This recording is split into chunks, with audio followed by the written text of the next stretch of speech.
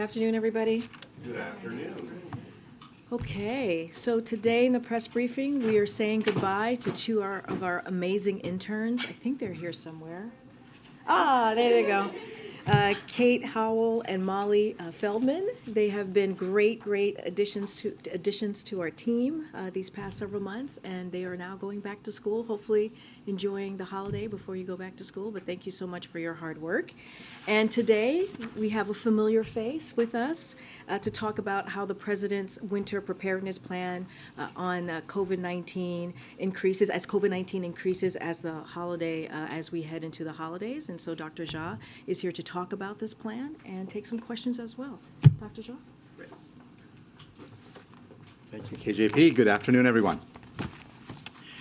Good to be with all of you again. As expected, we're seeing COVID rising across the country this winter.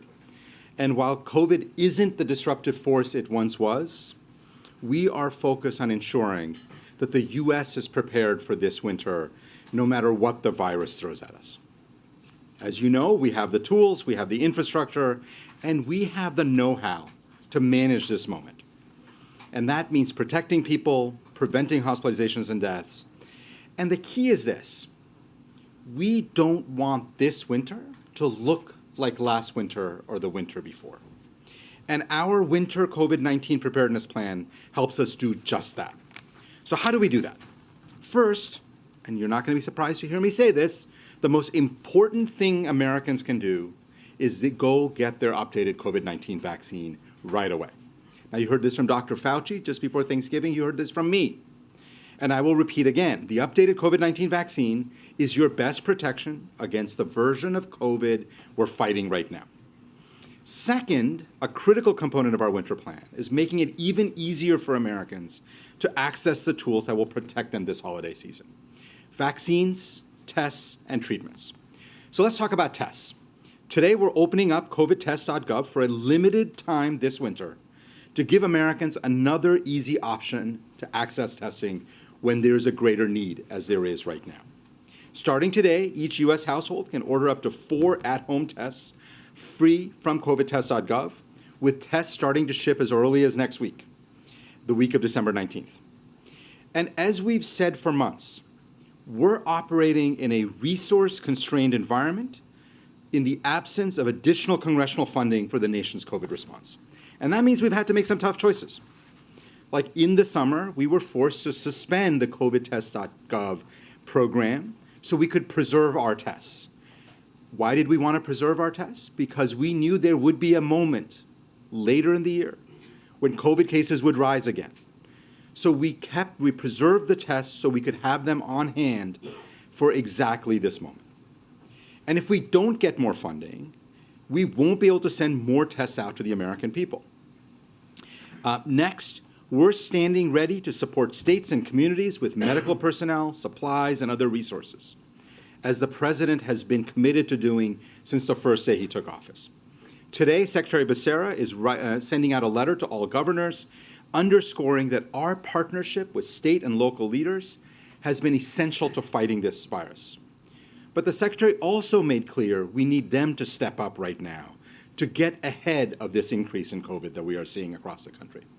And he outlined all of the federal supports available to set up more vaccination sites, more pop-up clinics to get more shots in arms, to expand tested treatment programs, including new tested treat programs, sites that the federal government can help with, to make key supplies like at-home tests widely available, and things that the federal government can do to support hospitals and health systems as needs arise.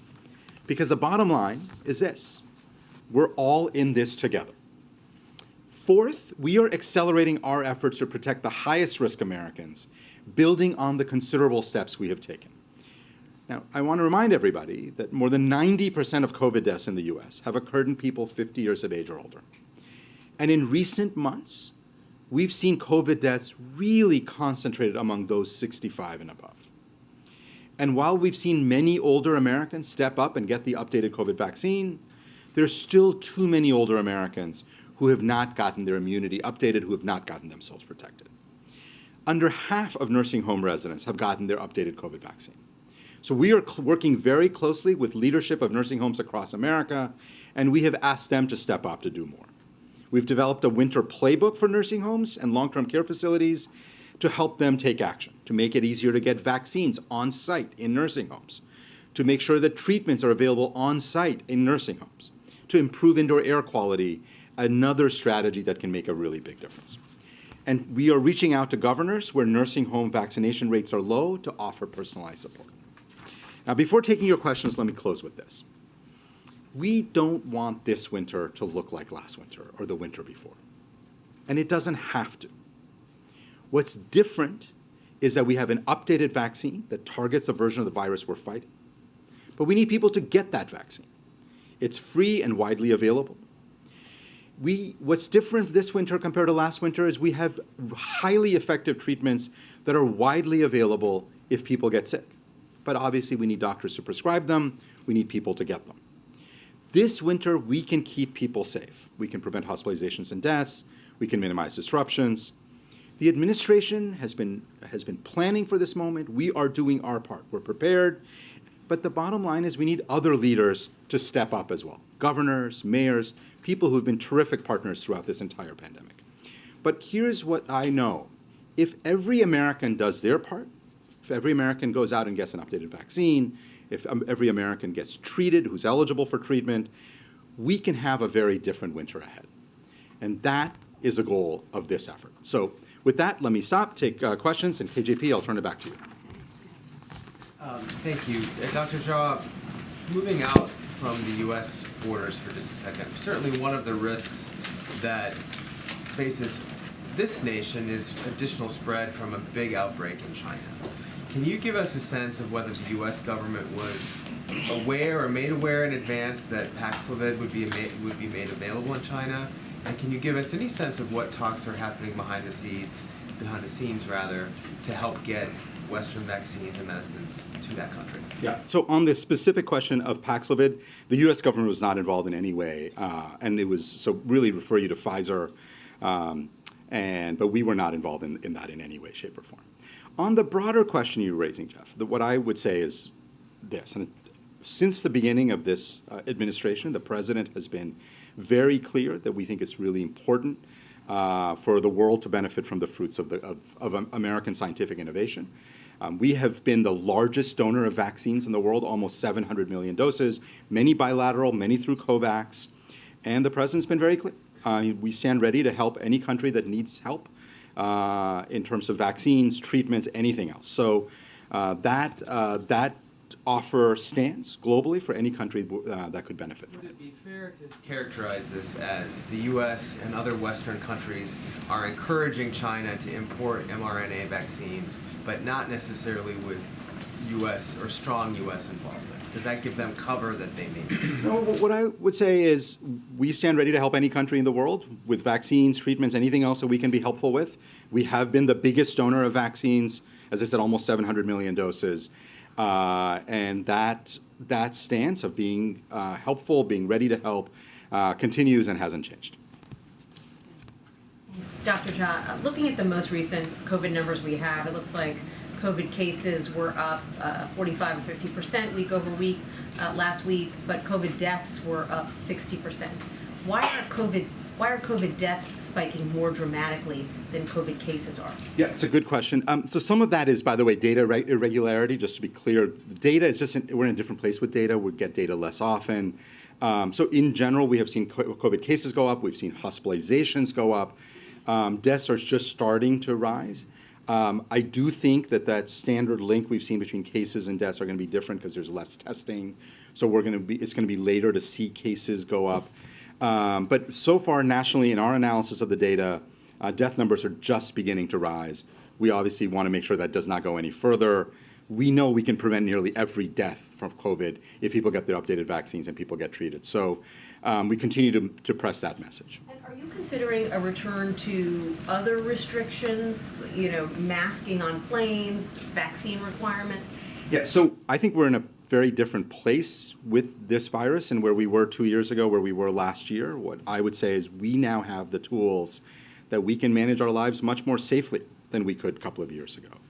And the most important thing I think people need to be doing is, first of all, they've got to get their updated vaccines. And then there's a whole host of tools that people can use to keep themselves, their families safe. Testing, masking, improving indoor air quality, being in better ventilated places, and treatments, of course. So we think that is the strategy of the administration, that we want to encourage people to use those tools, and given how widespread and how available those tools are, I think if people did that, we could get through this winter safely. Dr. Jha, just to follow up on Jeff's question, with China relaxing its zero COVID policies, what specific contingency plans do the administration have to deal with a potential outbreak or new variants, particularly with the increase of travel between the U.S. and China during the holidays and in the Lunar New Year? And do those considerations at this point include any talks of a travel ban? Yeah, so we have a very robust surveillance program where we use for travelers as people come in terms of identifying people who are infected, tracking variants. That continues. And we generally are using wastewater, using other mechanisms, constantly monitoring for variants, both here as well as with our partners around the world, in Europe, in South Africa, in other places. I think all of that is a really important part of how we have become far more effective at being prepared for new variants. And if there are new variants that emerge, I'm confident that we will be able to identify them. Thank you. Dr. Jha, are we still facing a triple-demic where RSV, flu, and COVID are all surging at once over the holidays? Yeah, so we have seen, certainly in the last month, 3 highly contagious respiratory viruses. As you mentioned, RSV, flu, and COVID. Let me tell you what we know about them.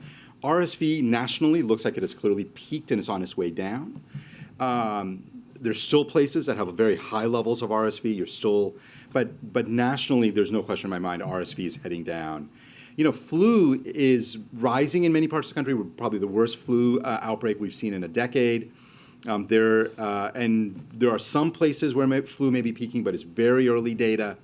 But a lot of flu out there. Again, the worst in a decade. And then we talked about COVID, where clearly it's on an upswing with increasing number of cases. One other question. Back in September, the president publicly said that the pandemic is over. How has that complicated the messaging to keep Americans vigilant facing COVID? Yes, I think the president was also very clear that COVID is not over. COVID continues to pose a challenge for us. That is true. COVID is not over, and obviously we continue to see people getting infected, getting sick. Unfortunately, too many Americans needlessly dying of COVID.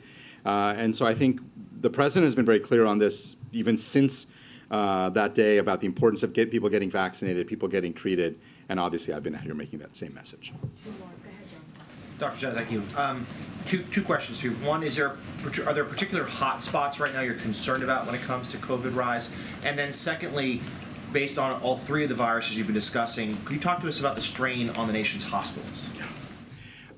So particular hotspots, we're seeing cases increase in about 90% of the country. So it is really sort of rising in lots of places across the country. So there's not one that I think is particularly worse off. Obviously, the levels are different across the country, but it is rising pretty much uniformly, and it makes sense, right? We just had the Thanksgiving holidays. It's getting colder, even in the southern parts of the country. It's still getting colder. Obviously, we tend to see more in the northern half of the country because it is colder up here. People are spending more time indoors. In terms of hospital strain, this is something we monitor very, very closely. We look at a whole bunch of national data every day. We are talking to states and jurisdictions every day. Well, not every state and every jurisdiction every day, but on an ongoing basis. I would say in the last 10 days, I have probably spoken to, I or members of my team, a dozen or more states and cities, and our first question is, how are the hospitals doing? Do you need more help there? We have a very clear plan. If a city or a state gets into trouble where they really just can't manage, that they can reach out to the federal government. We have a whole set of resources. We can evaluate. We can send in equipment. We can send in personnel. So we stand ready to help cities and states if and or when they need it. Obviously, the single most important thing we can do to make sure that there aren't constraints and there aren't real problems with hospital capacity is if people got vaccinated, they are far less likely to get hospitalized for both flu and COVID. And that's the biggest thing Americans can do to make sure their hospitals are functional for all the other reasons we need hospitals. Karen, last question.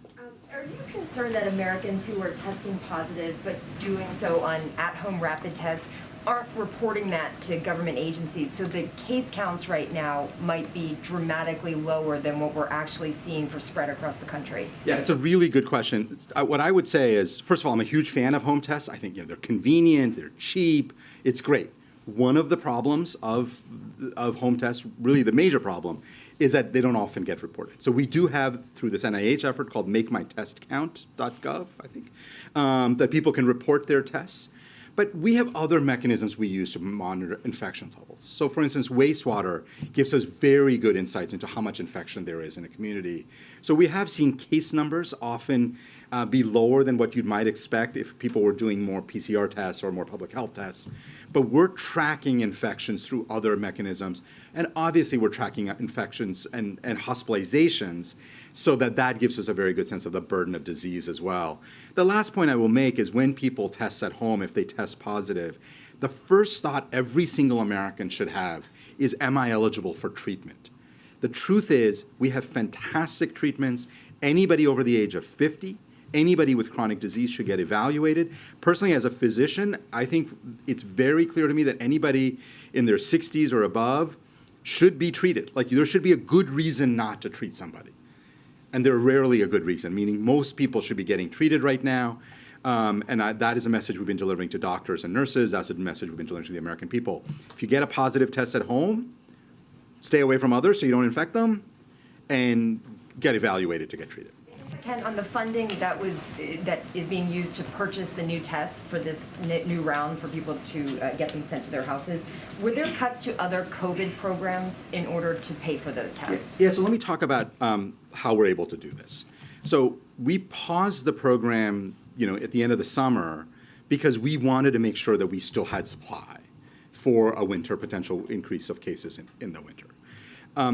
Second is, while we, as I have mentioned from here before, while we took a lot of the resources we had for tests to purchase vaccines and treatments, we still had some resources left. We didn't deplete the whole supply, and so we had money in the American Rescue Plan to still be able to buy some more tests. That combination has allowed us to do this. It is on a limited basis. We're not going to be able to keep this open forever. Okay, thank you, Dr. AJP, thank you very much, and thanks, everybody. All right, happy holidays. Okay, just a couple of things at the top, and then we'll take some questions.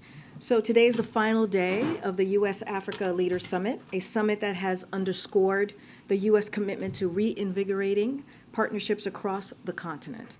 President Biden, Vice President Harris, and other officials across the administration have had the opportunity to spend a lot of time with the leaders from across Africa over the last couple of days, including at last night's dinner here at the White House. Now, this afternoon, the president will address the summit one more time at this afternoon's discussion on food security and food system resilience. This week, President Biden and Vice President Harris have had the opportunity to announce new initiatives that will empower African institutions and citizens. The president reaffirmed our resolve to work collaboratively with African governments, businesses, and civil society to strengthen people-to-people ties, ensure more inclusive and responsive global institutions, build a strong and sustainable global economy, foster new technology and strengthen innovation, strengthen health systems, and prepare for the next pandemic, tackle the food security and climate crisis, support democracy and human rights, and advance peace and security. The Biden-Harris administration plans to commit at least $55 billion in Africa over the next 3 years, working closely with Congress, and more than $15 billion in private sector investment deals were announced at the U.S.-Africa Business Forum. And of course, you've heard the president announce this week to plan to travel to Africa and to continue the work over the course of this summit and to strengthen our partnership across the continent. I also want to talk about something that affects millions of people across the country every day.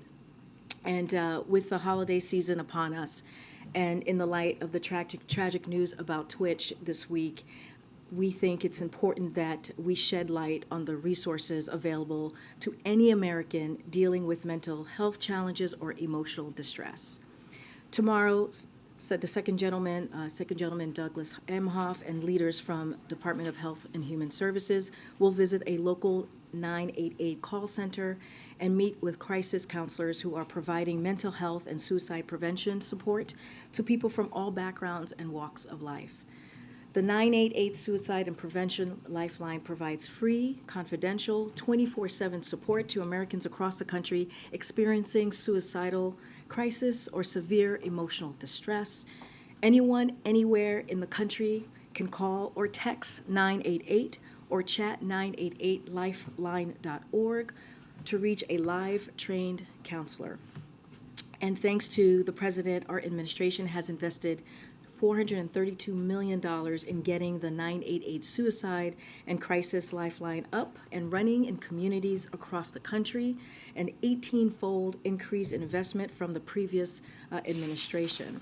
So before we go into questions, I'll repeat myself one last time here for all of you, all of those who are struggling. We stand with you, and our administration will keep fighting for you. One last thing before we really take questions is I want to give you guys a little bit of the week ahead. Just a quick look here. This evening, the President will travel to Wilmington, Delaware. Tomorrow, the President will visit and speak at a town hall at the Major Joseph R. Bo Biden III National Guard Reserve Center in Newcastle, Delaware. This is a capstone on the Department of Veterans Affairs PACT Act Week of Action with over 90 events and counting held across the country to encourage veterans to sign up for health care, get screened for toxic exposure, and submit a claim if they are experiencing a toxic exposure-related condition. The President will speak with veterans, their families, caregivers, and survivors to discuss the historic expansion of benefits and services resulting from the Bipartisan PACT Act. I anticipate a preview with more details will be shared ahead of the event, so please stay tuned to that. Afterwards, the President will return to Washington, D.C. for internal meetings and more holiday receptions. Friday evening, the President will return to Wilmington, Delaware, where he will remain over the weekend. On Monday, the President will return to Washington, D.C., and in the evening, he and the First Lady will host a Hanukkah holiday reception in the Grand Foyer, right here in the White House, in the residence, to be more precise. We'll have more to share on next week's guidance in the coming days, but we can also confirm today that next weekend, the President and First Lady will celebrate Christmas at the White House. And with that, Zeke, you want to kick us off? Thanks, Karine. Just a bit of housekeeping to start off with. I was hoping you could shed some light on the apparent radio miscommunication that kept the White House press pool, separated press pools from the President's motor catering occurred for the White House today. Yes. Give me 1 second because I do have something to share on that. So there was no emergency, just to be clear, or a security situation. And it appears that there was a radio miscommunication upon departure. Vans picked up the White House staff and press that were left at the convention center, so also White House staff were also left as well. And we waited to start the press briefing until everyone returned to the White House. We share an appreciation for how important it is for the press pool to travel with the President, and this remains a priority for our entire team. We sincerely apologize for the confusion and inconvenience, and just to reiterate, we also sadly left White House staff as well at the convention center. So it was not just the press. So just wanted to make that clear again. But with all seriousness, we do apologize for that.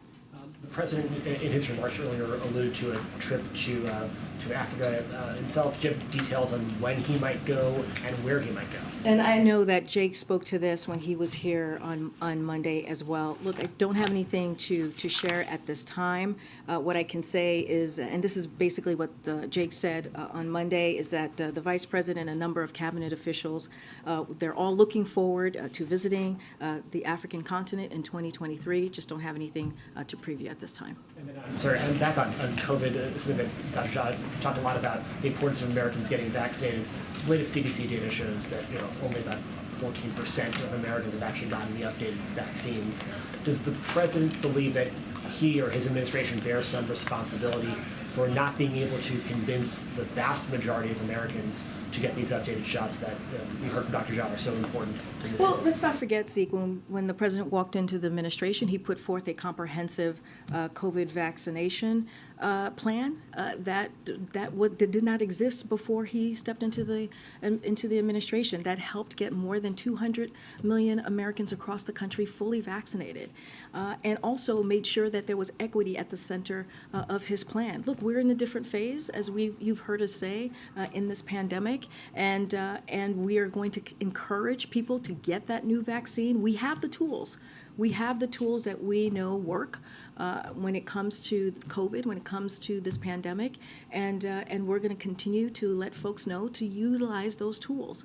And so you've seen, as I started this briefing saying, we're seeing a familiar face in the press briefing room, and that's because we've been trying to be very consistent on pushing that message out and letting people know that they need to get the new vaccine. It is important. We know it works, especially as they're going to see their grandparents, as they're going to see families, how important it is to get that new vaccine for themselves, but also for their loved ones. Look, we believe we've had a comprehensive message, we've had a comprehensive plan, but again, we're in a new phase of this pandemic, and we just have to continue to beat the drum, and we'll continue to do that.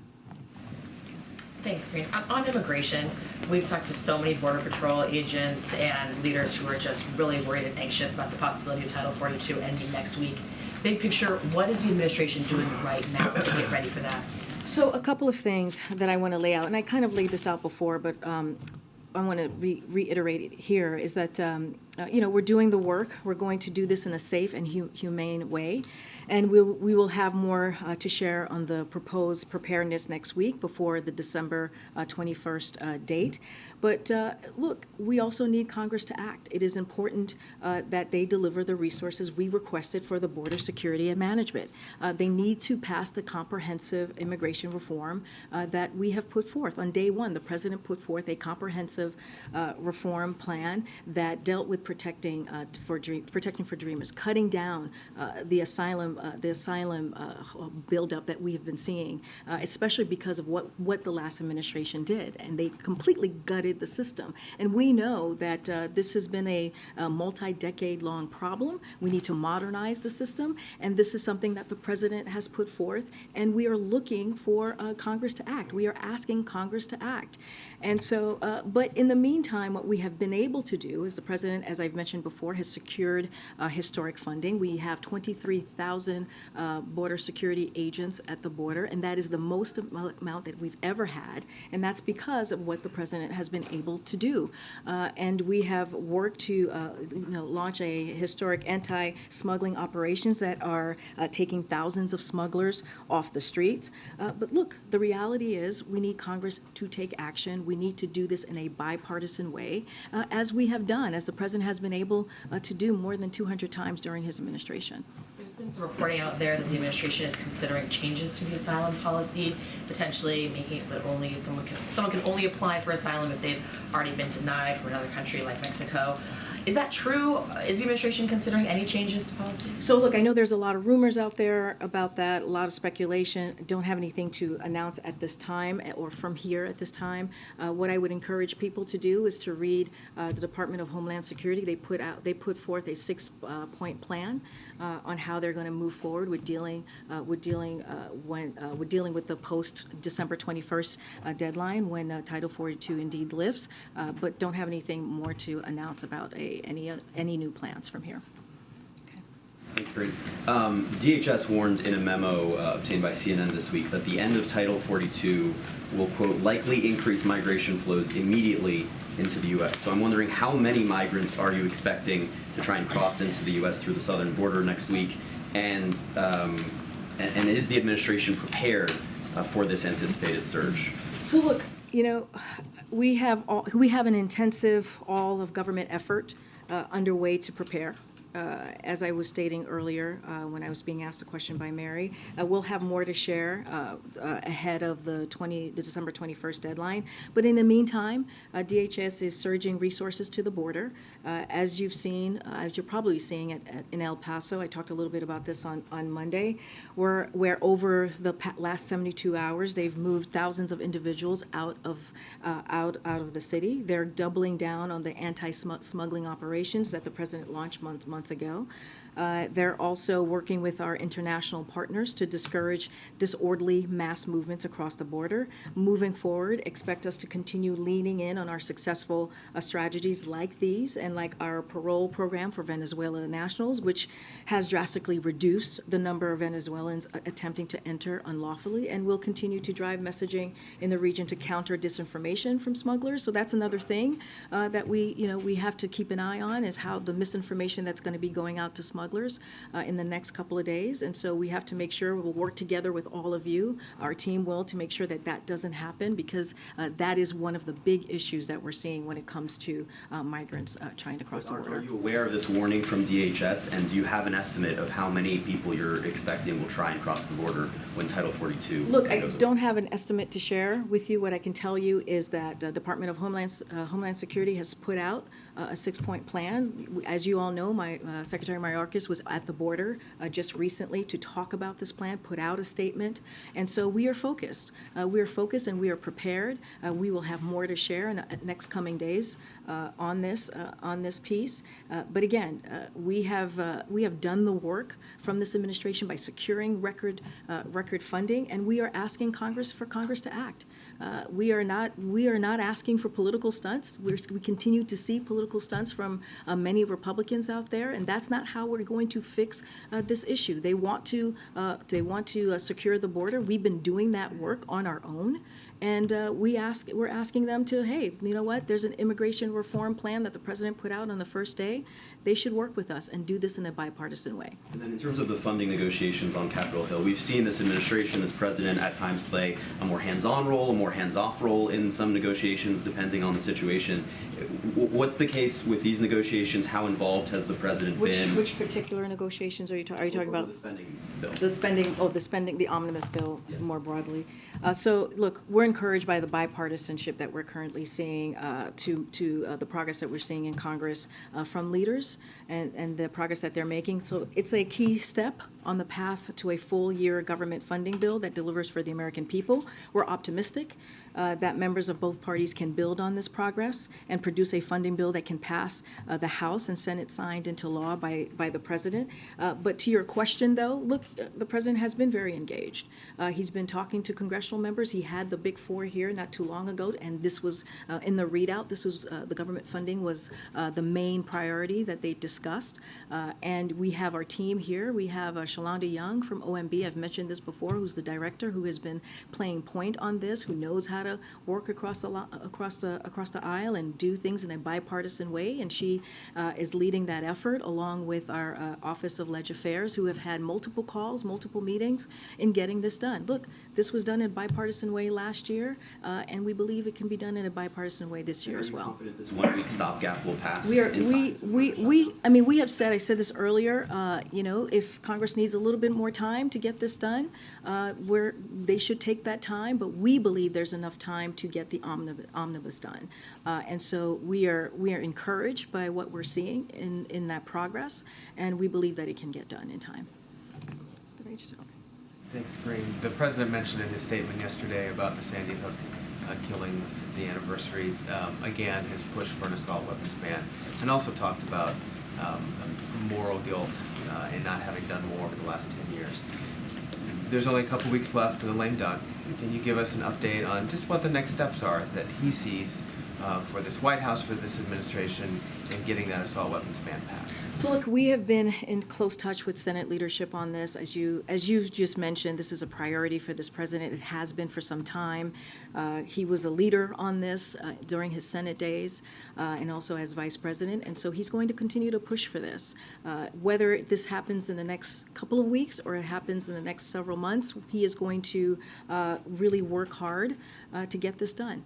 And he's talked about it at almost every moment that he can, every time that he had an opportunity to talk about the shootings that we have seen, how it's destroyed our communities, how it's destroyed families.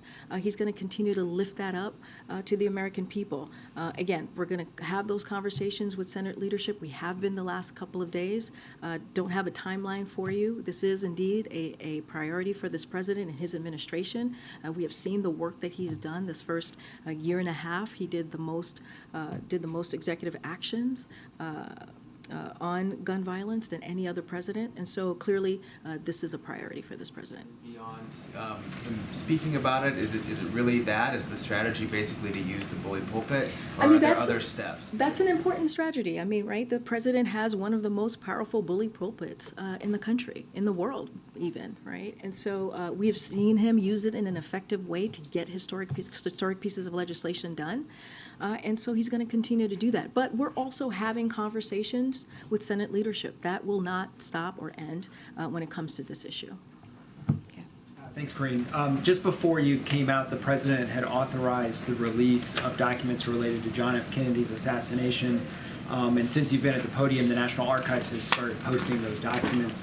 Can you talk about that decision to release those, and also address 70% of the documents are being released, 30% still are not?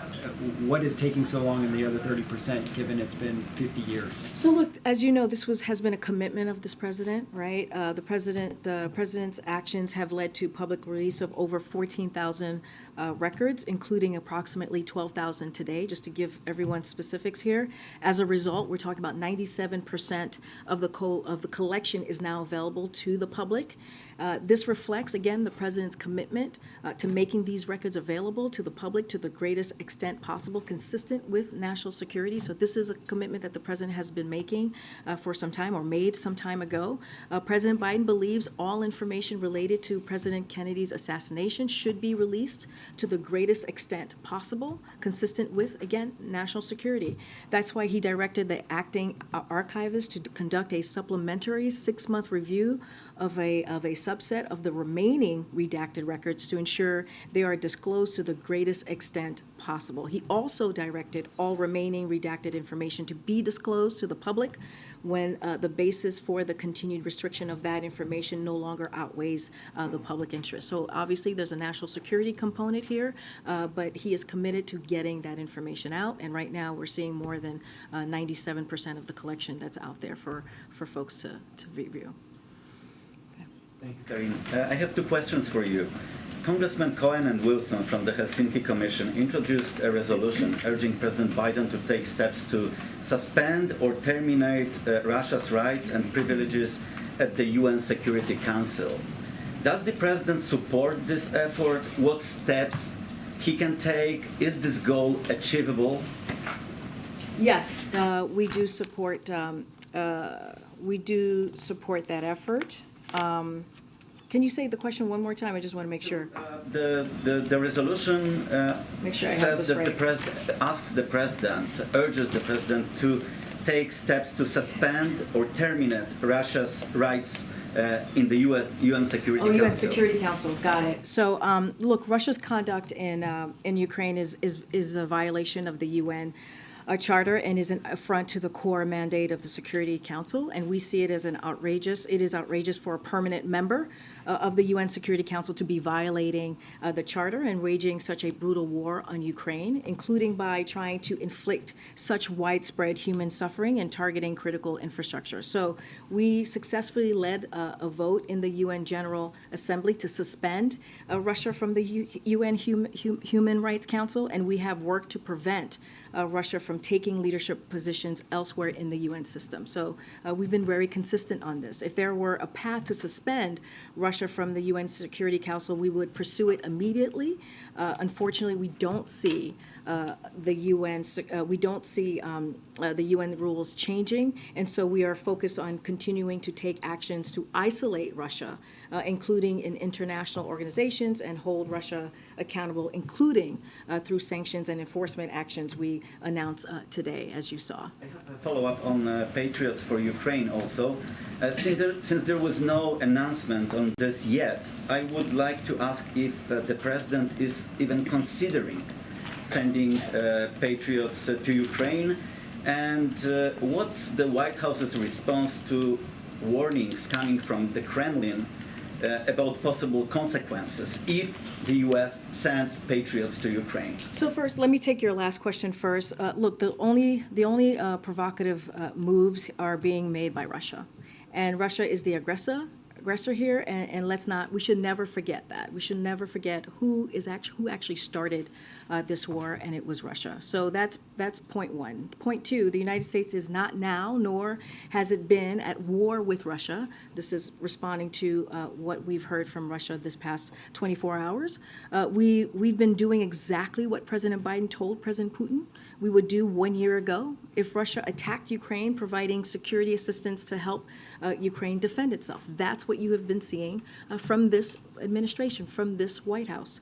Finally, while I don't have any new security assistance packages to speak of today, as you all know, President Biden has been clear about this. The United States will continue to support Ukraine for as long as it takes, alongside our allies and partners, as the people of Ukraine defend their country, as they defend their freedom, as they defend their sovereignty, and we will continue to do that. Expect any announcement this week, as it was reported by the U.S. I media? just don't have anything to share with you at this time. Go ahead, JJ.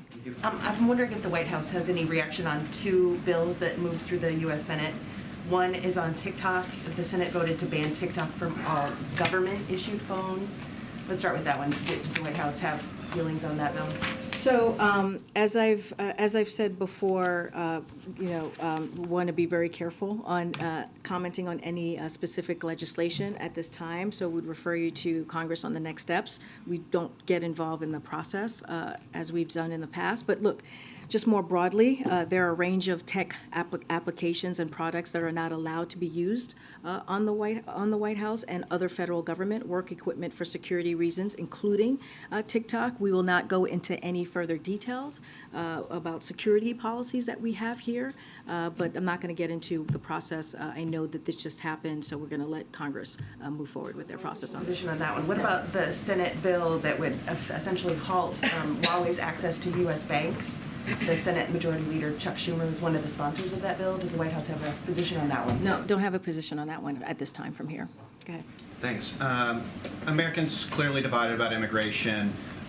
From the White House perspective, though, should Americans be supportive or concerned with the end of Title 42, which obviously stops most migrants from being able to apply for asylum? What Americans should know is that the president has done the work to deal with what we're seeing at the border since day one. What Americans should know is that the president put forth an immigration reform policy to make sure that we're dealing with a broken system, to make sure that we're able to protect dreamers, to make sure that we deal with the backlog that we're seeing with asylum seekers, to fix the gutted system that has been around for some time, but certainly was gutted by the last administration. And the work that the president has done, he wants to do this in a bipartisan way. But what we're seeing is Republicans continue to move forward with political stunts. Many of them are doing this, and we continue to see this for over the last several months. So the president has done the work. He secured record funding. Again, I mentioned 23,000 agents that are at the border who are working night and day to protect and secure the border, and that's because of the work that this president has done. And we're working on anti-smuggling efforts as well. And so, look, what the American people should know is that we have taken the steps. We're taking the step to prepare for what is for when Title 42 is lifted next week, and you saw that from the Department of Homeland Security. Secretary Mayorkas was very clear about that. He laid out their 6-point plan when he was at the border just a couple of days ago, and this is an administration that has taken this very, very seriously. But does the White House think that ending Title 42, a Trump-era policy, is a good thing? What I'm telling you is that it was a court order that we are following. And we're going to follow the law when it comes to from what the court has decided to do. What I can tell you is what the president has done over the last 2 years to make sure that we're dealing with border security. We hear it from many Republicans, right? You guys report on it. Many Republicans say over and over and over again that we need to do work at the border, that we need to secure the border. But yet they refuse to work with us on this piece of legislation. Instead, what they choose to do is do political stunts. That doesn't help. Can I ask one question about Afghanistan? There are negotiations about including the Afghan Adjustment Act in the spending bill. There's been a group of retired ambassadors who've been pushing for its inclusion. The Biden administration has tried to get this in the spending bill before, unsuccessfully. What is the administration doing differently this time to try to do that? As you know, by your statement, we strongly support the ongoing congressional efforts to pass the Afghan Adjustment Act, and we urge Congress, we're going to continue to do this, to send the legislation to the president to provide a path to permanent legal status for Afghans. And we have joined our communities and resettled across, resettled across our country through Operation Allies Welcome. So that is something that we're going to continue to ask for Congress to act. We first asked Congress to pass this legislation back in August of 2021 and have been working with members of Congress from both parties to try to pass it ever since.